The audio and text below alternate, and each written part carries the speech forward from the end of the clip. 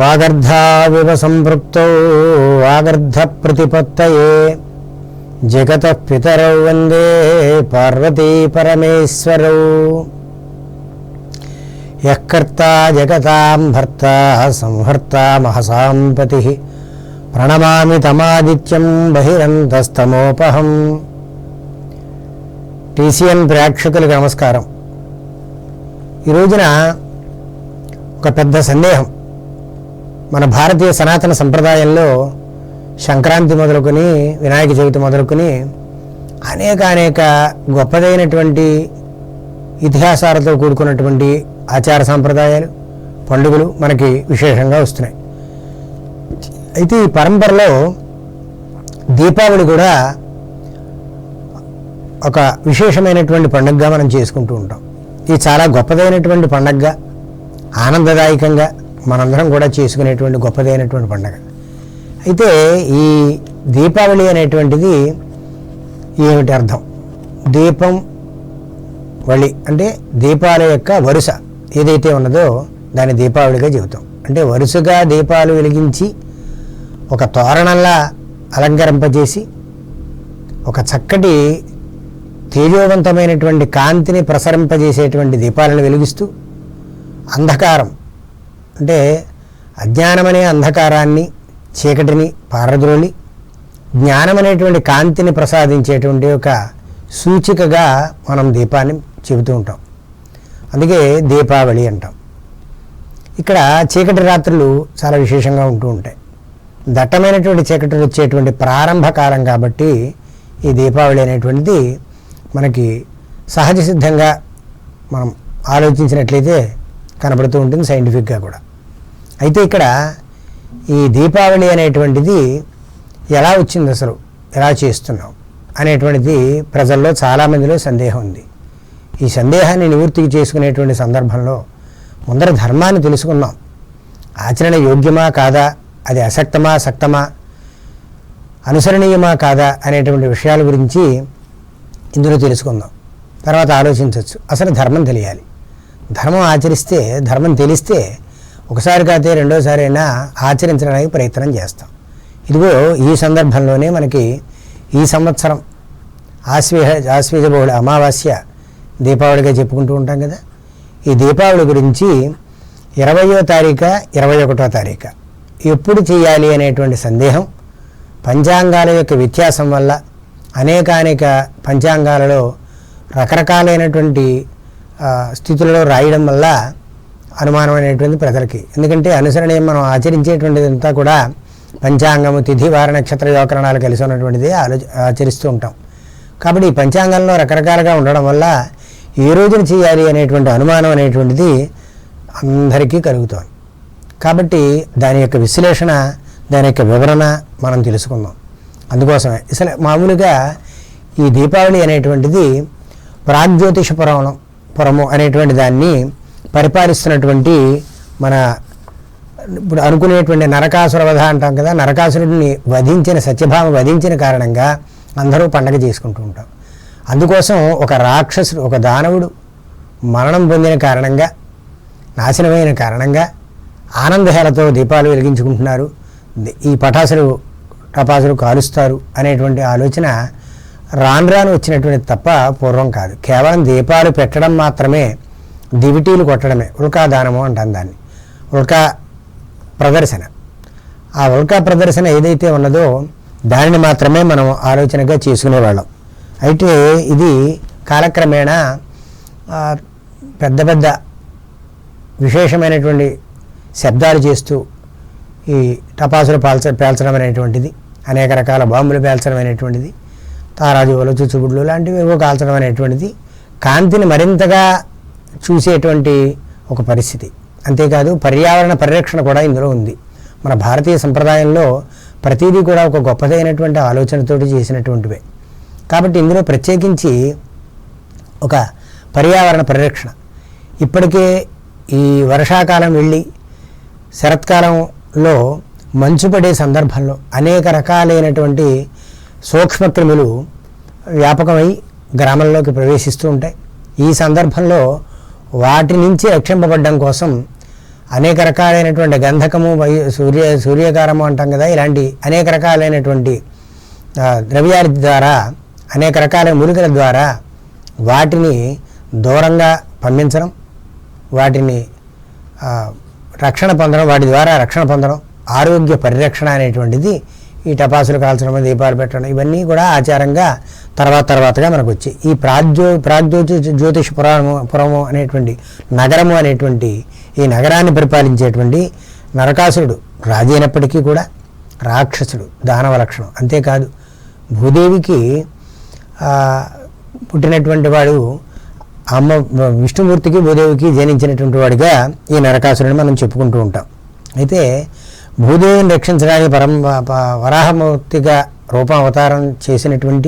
అవతరించినటువంటి మహావిష్ణువుకి, అమ్మకి పుట్టినటువంటి భూదేవికి జనించినటువంటి వాడు నరకాసురుడు. అయితే దేవతాపుత్రుడైనప్పటికీ కూడా మరి లక్షణాలు అవలక్షణాలు కనుక ఉన్నట్లయితే లోకకంటకుడి మానవుల్ని ఇబ్బంది పెడుతూ ఋషుల్ని యజ్ఞయాగాధికృతులు చేసేటువంటి వారిని ఇబ్బంది పెడుతున్నటువంటి సందర్భంలో మరి ఆ లక్షణాలు ఉన్నాయి కాబట్టి ఎవరైతే చెడు లక్షణాలతో ఉంటారో వాళ్ళందరినీ కూడా రాక్షసులే అని అంటూ ఉంటారు. సాత్వికుడు సంపన్నమైనటువంటి వాడే మాత్రమే నరుడు అని. కాబట్టి ఇక్కడ అందరూ కూడా ఈ సందర్భంలో జనించాడని, అతను ఈ విధమైనటువంటి ఇబ్బందులు పెడుతున్న సందర్భంలో ఇంద్ర దేవతలందరూ కూడా మొరపెట్టుకునే సందర్భంలో సత్యభామ కృష్ణుడి యుద్ధానికి వెడుతూ ఉంటే నేను కూడా నరకాసుర వధ చూస్తాను అని అనడం, వద్దనడం, సుకుమారమైనటువంటి దానివి నువ్వు వద్దనడం, అయినప్పటికీ కూడా బలవంతంగా బయలుదేరి నేను వస్తానని వెళ్ళడం.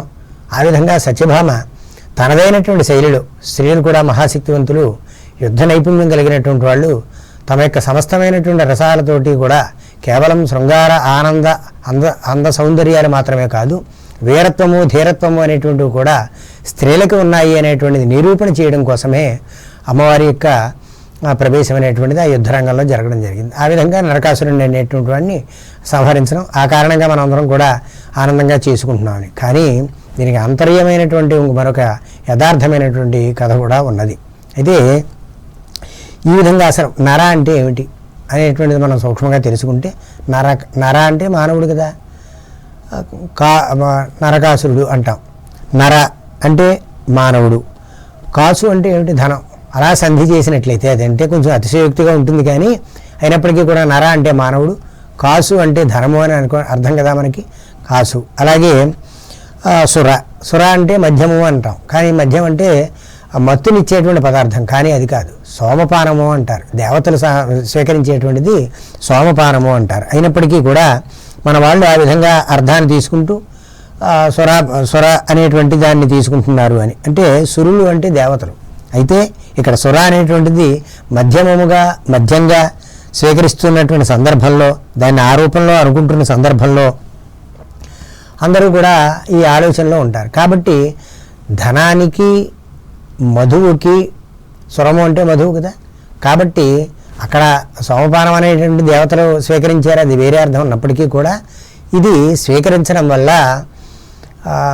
మానవుడు మధువును స్వీకరించడం వల్ల, మత్తు పదార్థాలు స్వీకరించడం వల్ల, ధనానికి అపేక్షిత అవ్వడం వల్ల, అత్యాశ పెరగడం వల్ల అధముడై దానవుడిగా ఉద్భవిస్తున్నాడు, దానవుడిగా రూపాంతరం చెందుతున్నాడు. కాబట్టి ఈ విధమైనటువంటి లక్షణం కలిగి ఉంది కాబట్టి అటువంటి లక్షణాలని నిర్మూలనం చేసుకోవడమే, సంహరించడమే మానవుని యొక్క ఉన్నతమైనటువంటి స్థితి. అదే నరకాసుర వధగా మనం లౌకికంగా చెప్పుకోవచ్చు. అంత గొప్ప అర్థం కలిగినటువంటిది ఈ నరకాసురుడు అనేటువంటిది మనం విశ్లేషణ చేసుకుంటే కనబడుతుంది. అయితే ఈ నరకాసురుడు అనేటువంటి రాక్షసుని సంహరించిన సందర్భంలో అనుకుంటున్నాం కదా. కాబట్టి ధనం మూలం ఇదం జగత్తు. ధనం కోసం అత్యాశపడి రకరకాల వ్యసనాలతో దానవుడిగా మారేటువంటి మానవుడు అవన్నీ కూడా పారద్రోలి సత్వగుణ సంపన్నుడిగా, పరోపకారిగా, లోకోపకారిగా మారేటువంటి లక్షణం ఏదైతే ఉన్నదో దాన్ని నరుడిగా రూపాంతరం చెందేటువంటి పరిస్థితిగా మనం చెప్పుకోవచ్చు. అయితే ఇక్కడ ఈ విధంగా ఈ కథని పురస్కరించుకుని మనం పురాణ ఇతిహాసాల్లో మనం ఇలా చెప్పుకుంటున్నాం. అయితే ఇక్కడ ఇప్పుడు ప్రధానమైనటువంటి అంశంలో దీపావళి ఎప్పుడు చేసుకోవాలి, మనకు నిర్ణయాలు ఉన్నాయి. తిథులు, పక్షాలు, అలాగే నక్షత్రాలు ఇత్యాదిగా అనేక రకాలైనటువంటి పండుగలు మనం చేసుకుంటూ ఉంటాం. ఇప్పుడు చెప్పుకునేటువంటి ప్రధానమైనటువంటి దీపావళి పండుగ మనం దేని ప్రధానంగా తీసుకుంటాం అంటే తిథిని ప్రధానంగా ప్రామాణికంగా తీసుకుంటాం. అయితే ఇక్కడ తిథి ప్రామాణికంగా తీసుకునేటువంటి సందర్భంలో 20 చేయాలా 21 చేయాలా అనేటువంటి సంశయం చాలామందికి కలుగుతూ ఉన్నది. అదో దాని గురించే ఇప్పుడు విశ్లేషణ చేద్దామనేటువంటి ఆలోచనతోటి మనం చెప్పుకుంటున్నాం. అయితే ఇక్కడ ఏమిటి, దీపావళి అనేటువంటి సహజంగా 3 రోజులుగా మనకు చెప్పబడుతూ ఉన్నది. అంటే చతుర్దశి, నరక చతుర్దశి, అంటే నరకాసురుడు అనేటువంటి రాక్షసుని సంహరించిన సందర్భంగా చేసుకునేటువంటిది నరక చతుర్దశి. అలాగే దీపాలు రవళిగా వరుసగా పెట్టేటువంటి సందర్భం ఏదైతే ఉందో అది అమావాస్య నాడు దీపావళి, తర్వాత ప్రతిపత్తి, పాడ్యమి. ఈ 3 కూడా, పాడ్యమి కూడా దీపారంభం చేస్తాం కార్తీక మాసంలో, కాబట్టి కార్తీక శుద్ధ పాడ్యమికి. కాబట్టి ఈ 3 కూడా మనం దీపావళిగానే చెప్పుకుంటూ ఉంటాం. కాబట్టి ఇందులో దీపావళితి సంజ్ఞ షాద్భూతాది త్రితరం క్రమాతు అని, అంటే ఈ 3 రోజులు కూడా మనం దీపావళిగానే చెప్పుకుంటాము అని. ద్విజాతిభ్యో భవేద్దత్తం సర్వతత్రాక్షయం నృప, ఈ విధంగా మనం చెప్పుకుంటూ ఉంటాం. ఈ 3 రోజులు కూడా మనం ఈ దీపావళి అనేటువంటిది పండుగగా చేసుకుంటూ ఉంటాం. అయితే ఇందులో ప్రధానంగా అమావాస్యను పురస్కరించుకునే మనం చేస్తూ ఉంటాం. అయితే ఇక్కడ ఏం చేయాలి, అసలు ఎందుకు జరుగుతోంది ఇది అంటే, మనకి 20వ తారీఖు, 21, 22 ఈ 3 కూడా మనకి కనబడుతున్నాయి. ఇందులో ప్రధానంగా చతుర్దశి సోమవారం, అంటే 20వ తారీఖు అక్టోబర్ 20వ తారీఖు 2025 సోమవారం చతుర్దశి 3:46 దాకా ఉంది. తర్వాత మనకి అమావాస్య ప్రారంభమవుతుంది. అయితే 21/10/2025 మంగళవారం అమావాస్య సాయంత్రం 5:55 దాకా ఉంది.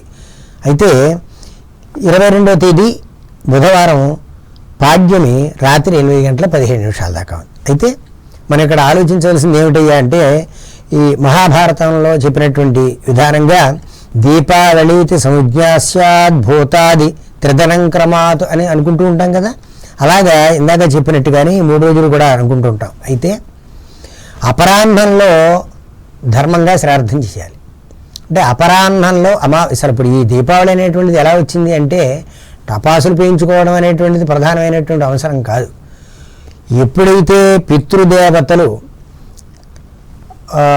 మనకి భాద్రపద మాసంలో మహాళయ పక్షం అని వస్తుంది, ఆ మహాళయ పక్షంలో అంటే 2వ పక్షం, భాద్రపద మాసంలో 2వ పక్షంలో బహుళ పాడ్యమి నుంచి మహాళయ పక్షంగా అమావాస్యగా చెబుతూ ఉంటాం.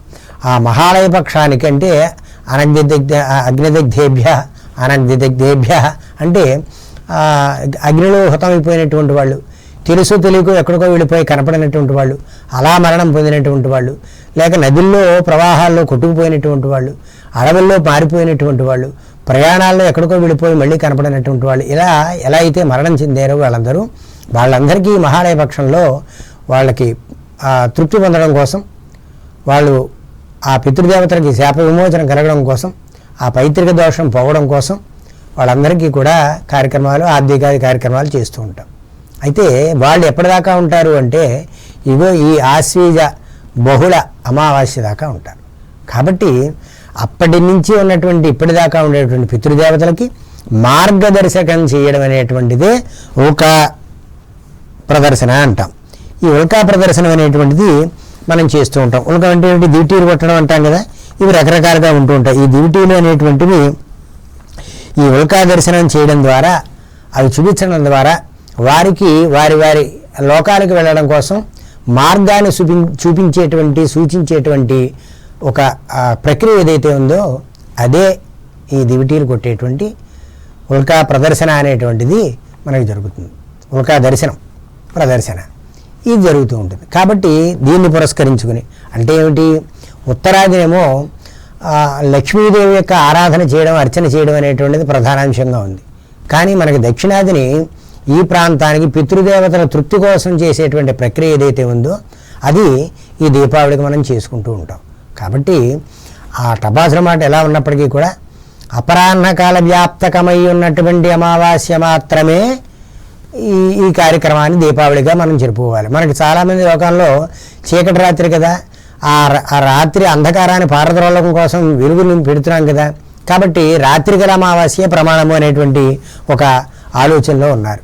ఇది ఎంత మాత్రము కూడా ధర్మం కాదు, ఎంత మాత్రము అంగీకరించేపడేటువంటిది కాదు. కాబట్టి ఈ 3 రోజుల్లోనూ దీపావళి అనేటువంటి రోజు ఏదైతే ఉన్నదో ఆ అపరాహ్న కాలానికి వ్యాపకమైనటువంటి రోజున ధర్మశాస్త్ర ప్రకారంగా పాలు పెరుగు నెయ్యి ఇవన్నీ కూడా దానం చేయడం, అలాగే పితృదేవతలకు తర్పణాది కార్యక్రమాలు కానీ కార్యక్రమాలు చేయడం కానీ చేయాలి. ఈ విధంగా ఆ రోజున సాయంత్రమే ఆ ప్రదోష కాలంలో అంటే సాయంత్రకాలంలో దీపదానం చేయాలి. దీపదానం చేయడం, అలాగే దీప ప్రజ్వలనం చేయడం, ఉల్కా ప్రదర్శన చేయడం, ఇవన్నీ చేసిన తర్వాత భోజనం చేయడం అనేటువంటిది మనకి సనాతన సంప్రదాయంలో చెప్పబడినటువంటి, ధర్మశాస్త్రంలో చెప్పబడినటువంటిది, భారతీయ ఇతిహాసాల్లో కూడా చెప్పబడినటువంటి విషయం. కాబట్టి ఇక్కడ ఇంకొకటి విశేషం ఏంటి అంటే కన్యాగతే సవితారి పితరో యాంతి వై సుతాన్ శూన్యాప్రేత పురీ సర్వ యావదృచ్చిక దర్శనం. కాబట్టి తత ప్రదోష సమయే దీపాన్ దద్యాన్ మనోరమాన్ దేవాలయే మఠేవాపి ప్రాకారో ధ్యాన విదేశు అని. కాబట్టి ఇక్కడ ప్రాకారాల్లోనూ ఆలయాల్లోనూ మఠాల్లోనూ గృహాల దగ్గర కూడా దీపాల వరుసగా ఆ సాయంత్రకాలం మాత్రమే పెట్టాలి అని. అలా గోవాజిహస్తి శాలాయాం, అంతేకాకుండా ఆవులు ఉండేటువంటి పశువులు ఉండేటువంటి ప్రాంతంలో కూడా దీపాలు పెట్టాలి అనేటువంటిది మనకి స్పష్టంగా చెప్పబడింది. కాబట్టి ఇలా అంతేకాదు తులా సంస్థే సహస్రాంశౌ ప్రదోషే భూతదర్శయో ఉల్కా హస్తా నరా కుర్యు పితృణాం మార్గదర్శనం అన్నారు. అంచేది ఇందాక చెప్పినట్టుగా పితృదేవతలకి మార్గదర్శనం చేసేటువంటి సందర్భం ఏదైతే ఉన్నదో దానిని ఉల్కా ప్రదర్శనంగా మనం చెప్పబడింది. అంటే అపరాహ్న కాలానికి, మరి అపరాహ్న కాలం అంటున్నారండి ఏమిటి అంటే ఈ మనకి ఆ వేళ గోగి కర్రలతో కానీ చెరుకు కర్రలతో కానీ ఆముద కర్రలతో కానీ ఒక దారానికి కానీ లేకపోతే గుడ్డకు కానీ నూనెలో ముంచి ఆ నూనెలో ముంచబడినటువంటి అవి తీగలుగా వేసి దాన్ని వెలిగించి ఆ విధంగా మనం దర్శనీయం చేస్తాం. అదే అమావాస్య యథారాత్రో దివాభాగే చతుర్దశి పూజనీయ తథాలక్ష్మి విజ్ఞేయ శుక్రాత్రిక అని. కాబట్టి 20వ తారీఖున అలక్ష్మీ నిస్సరణం అంటే అలక్ష్మి అనేటువంటిది లేకుండా ఉండడం, లక్ష్మీదేవి సంప్రాప్తం అవడం కోసం లక్ష్మీదేవి పూజ చేయడం అనేటువంటిది మనం 20వ తారీఖున చేయవలసినటువంటి అవసరం ఎంతైనా ఉన్నది. కాబట్టి చతుర్దశి ఉన్నటువంటి అమావాస్య కాలంలో అమ్మవారి యొక్క అర్చనాది కార్యక్రమాలు చేయడం వల్ల అమ్మవారు స్థిరలక్ష్మీ నివాసం అవుతుంది అని మనకి ధర్మశాస్త్రం చెబుతోంది.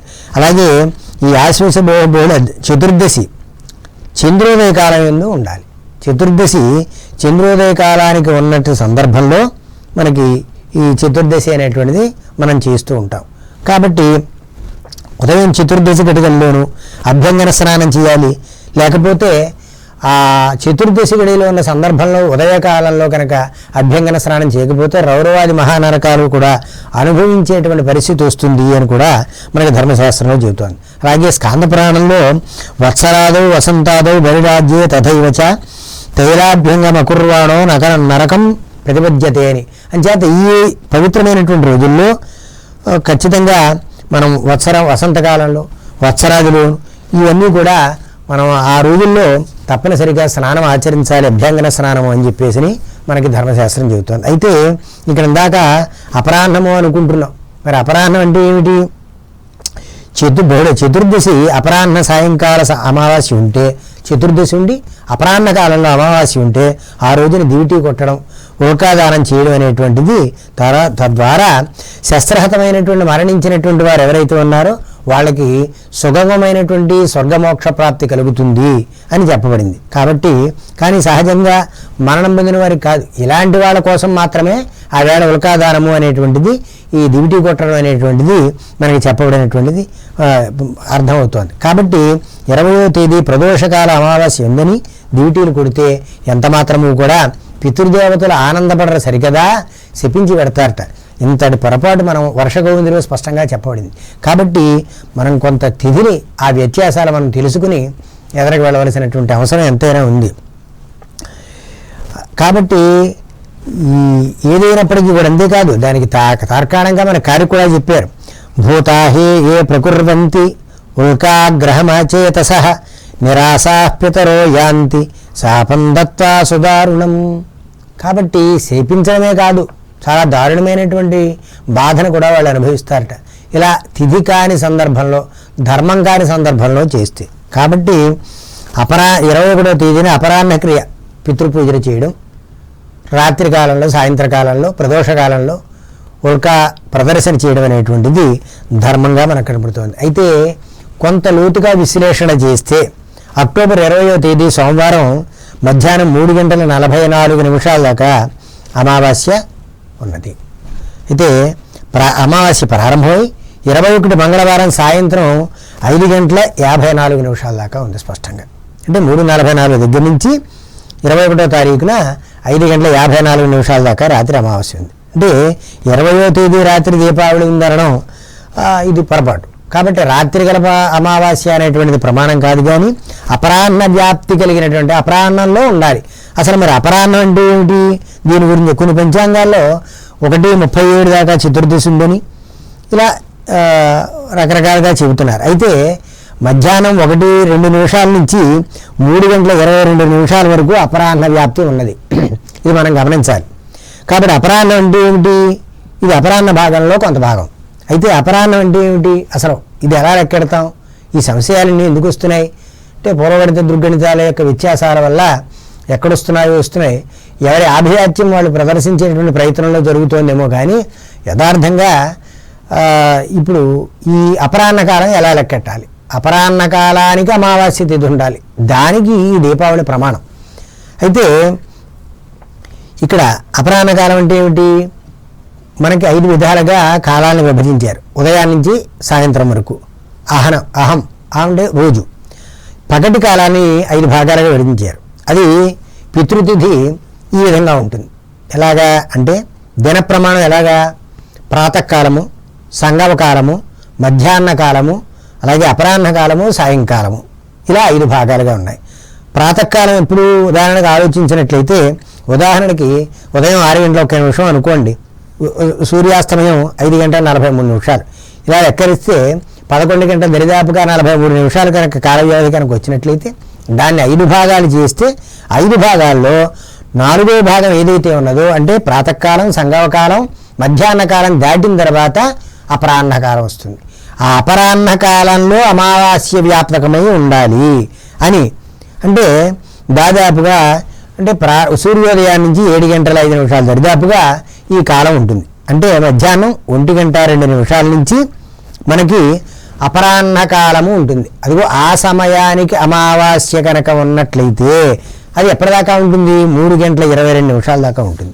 కాబట్టి ఈ 3:22 దాకా కూడా మంగళవారం ఉంది. కాబట్టి ఇంకా ఉందిగా 5 చిల్లర దాకా ఉంది. కాబట్టి దాన్ని పురస్కరించుకుని దాన్ని తిథిగా ప్రమాణం చేసుకుని దృగ్గణితం ప్రకారం ఏ గణితమైనా కాబట్టి అలా అపరాహ్న కాల వ్యాప్తకమైనటువంటి అమావాస్య రోజున మాత్రమే దీపావళి చేయాలి అని రాత్రి కాలాన్ని ప్రమాణం చేయలే. కాబట్టి ఈ విధంగా మనం ఆలోచించినట్లయితే ఖచ్చితంగా 21వ తేదీన మనకి ఈ దీపావళి అనేటువంటిది చేసుకోవడం అనేటువంటిది ఆలోచించవలసినటువంటి విషయం. ఖచ్చితంగా ఆవేళ దీపావళి చేయవలసినటువంటి 21వ తేదీ మంగళవారం మాత్రమే చేయవలసినటువంటి అవసరం ఎంతైనా ఉంది. అయితే దీపావళి ఈ యొక్క సంస్కృతి సంప్రదాయాలు ఇది అనాచారంగా అనాదిగా వస్తున్నటువంటిది, అనూచారంగా వస్తున్నటువంటిది. అంటే సంస్కృతి ఇది ఒక రకమైనటువంటి సంప్రదాయం, వారసత్వ విలువలకు ఇచ్చేటువంటిది. అలాగే వైదిక సంప్రదాయం కూడా ఉంది, ఐక్యత, ఇవన్నీ కూడా చాటి చెప్పేటువంటి ఒక గొప్పదైనటువంటి పండగగా మనం చేసుకుంటున్నాం. కాబట్టి ఈపాటి విచక్షణాత్మకంగా మనం చేసుకున్నట్లయితే మరింత పితృదేవతల యొక్క ఆశీస్సులు పొందుతాం. పితృదేవతల ఆశీస్సులు ఎందుకు పొందాలి? మన సంతానం వృద్ధి అవ్వడం కోసం, వాళ్ళ యొక్క అనుగ్రహం ద్వారా మనం జీవితం ఉన్నతమైనటువంటి పదాల్లోకి వెళ్ళేటువంటి విధానంగా మనం పితృదేవతల కోసం చేస్తూ ఉంటాం. కాబట్టి ఈ దీపాల అలంకరణ అనేటువంటిది ఇది 16వ శతాబ్దం కాలం నుంచి కూడా ఈ దివాళీ అనేటువంటి పదం దీపావళిగా మారింది. దివాళీ అనేటువంటి పదం దీపావళిగా మారడం అనేటువంటిది మనకి జరిగింది. కాబట్టి ఇది సత్యయుగం ద్వాపర యుగానికి సంబంధించినటువంటి ఈ నరకాసుర వధకి సంబంధించి అప్పటి నుంచి చేయడం అనేటువంటిది జరుగుతోంది. ఇది ఏమైనప్పటికీ కూడా మనం ఈ యొక్క పండుగల యొక్క విశ్లేషణ స్పష్టంగా తెలుసుకు చేయడం అనేటువంటిది చాలా మంచిది. చాలామంది పాపం తెలుసో తెలియకో ఆవేళ చేస్తున్నారు. అది చాలామంది చెబుతున్నారు కూడా. పెద్దలు గ్రహించాలి. మనం చెప్పేటప్పుడు సూచన ఈరోజు కాకపోతే రేపు, రేపు కాకపోతే ఎల్లుండా, ఎప్పుడు చేసినప్పటికీ కూడా దీపం ఆనందకరమైనటువంటిది, ఎప్పుడైనా చేసుకోవచ్చు. కానీ దానికి ఒక ధర్మ సిద్ధాంతం చెప్పారు. ఆ సైద్ధాంతిక రీత్యా మనం కొన్ని ధర్మాలు ఆచరించడం చాలా మంచిది. లేకపోతే మనకు ఒక ప్రమాణం ఉంది. ధర్మసింధు, నిర్ణయ సింధు లాంటి అనేక రకాలైనటువంటి వర్ష కౌముది, కాళామృతం, ఇలా రకరకాలైనటువంటి గ్రంథాలు ఉద్గ్రంథాలు మనకి చెప్పాయి. అయితే ఇక్కడ తిథుల యొక్క వ్యత్యాసం పూర్వగణితానికి దుర్గణితానికి 4-5 నిమిషాల వ్యత్యాసం మాత్రమే ఇప్పుడు ఈ తిథి ఉంది కాదు తప్ప పెద్ద వ్యత్యాసం లేదు. కాబట్టి మరి రాత్రిగల కాలాన్ని మాత్రమే చేయాలి అనేటువంటి ఆలోచన ఈ దీపావళికి మాత్రం వర్తింపబడదు. కాబట్టి మనం ధర్మానుష్ఠానాన్ని చేయాలి. కాబట్టి లక్ష్మీ అనుగ్రహాన్ని పొందాలి. 20వ తేదీన 21వ తేదీన పితృదేవతల యొక్క అపరాహ్న కాలంలో పితృదేవతల యొక్క అనుగ్రహాన్ని పొందాలి. తర్వాత పితృదేవతలకు అనుగ్రహాన్ని పొందడం కోసం వారికి తర్పణాది కార్యక్రమాలు చేసి వారికి మార్గదర్శనం చేయాలి. ఆ విధంగా మనం కాంతిని జీవితంలో ఆనందదాయకమైనటువంటి జీవితాన్ని అనుభవించవలసినటువంటి పరిస్థితి ఎంతైనా ఉంది. కాబట్టి ఇందులో ఎంత మాత్రమూ పెద్ద ఆలోచించవలసిన అవసరం లేదు. నాది గొప్ప అనుకోవాల్సినటువంటి విషయం లేదు. ధర్మయుక్తంగా ఎప్పుడైతే ఏ తిథి ఎప్పుడు ఏం చెయ్యాలో అది చెప్పబడింది. కాబట్టి ఆ విధంగానే మనం చెయ్యాలి. అంతేకాదు మనకు తెలుసో తెలియకో అగ్నిదగ్ధాశ్చ ఏ దేవాః ఏప్యదగ్ధాః కులే మమ ఉజ్వల జ్యోతషా దగ్ధాస్తే యాంతు పరమాన్గతిం అని చెప్పబడింది. కాబట్టి ఇందాక చెప్పుకున్నట్టుగా అనేక రకాలుగా మరణాలు పొందినటువంటి వారందరికీ కూడా అది ఒక మార్గదర్శనం, వారు తృప్తి పొందేటువంటి సమయం. కాబట్టి శశాస్త్రీయమైనటువంటి దుర్గణితం ఇంతే కాదండి. ఏమండి పూర్వాచారం మనం సనాతన సంప్రదాయం పూర్వం నుంచి చేస్తున్నాం, మా తాతల నుంచి అలాగే చేస్తున్నాం. అంటే దుర్గణితం అనేటువంటిది చాలా కాలం క్రితం దాన్ని అంత సూచనంగా తీసుకోలే. కాకపోతే గతం ప్రవహించే నీళ్లలో కాలువలో నీళ్లు తాగేవాళ్ళం, తటాకాల్లో నీళ్లు తాగేవాళ్ళం, నూతిలో నీళ్లు తాగేవాళ్ళం. మరి ఇప్పుడు కూడా కలుషితమైనటువంటి జనాభా పెరిగిన 140 కోట్ల జనాభా ఉన్న సందర్భంలో మరి ఆ కాలంలో నీళ్ళైనా తాగుదామండి? మనం సాంప్రదాయం పూర్వం నుంచి అక్కడే తాగుతామని అనారోగ్యం తెచ్చుకుంటామా? విశ్లేషణాత్మకంగా ఆర్ఓరా వాటర్ తాగుదామా? ప్యూరిఫైడ్ వాటర్ తాగుదామా? కలుషితం లేనటువంటి పదార్థాన్ని కలుషితం కానిటువంటి ఆ నీటిని తాగేటువంటి ప్రయత్నం చేస్తున్నాం కదా.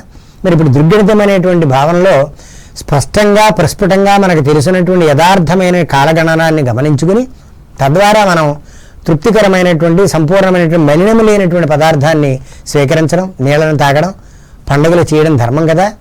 ఒక్కసారి ఆలోచించండి మిత్రులారా, పెద్దలారా. ఇందులో కొంత బాధ కలిగినప్పటికీ కొంతమందికి గ్రహించి ప్రజలని ఒక సన్మార్గంలో వారికి పరిపూర్ణమైనటువంటి పుణ్యఫలాలు కలిగేటువంటి విధంగా మనందరం కూడా ఆలోచిద్దాం.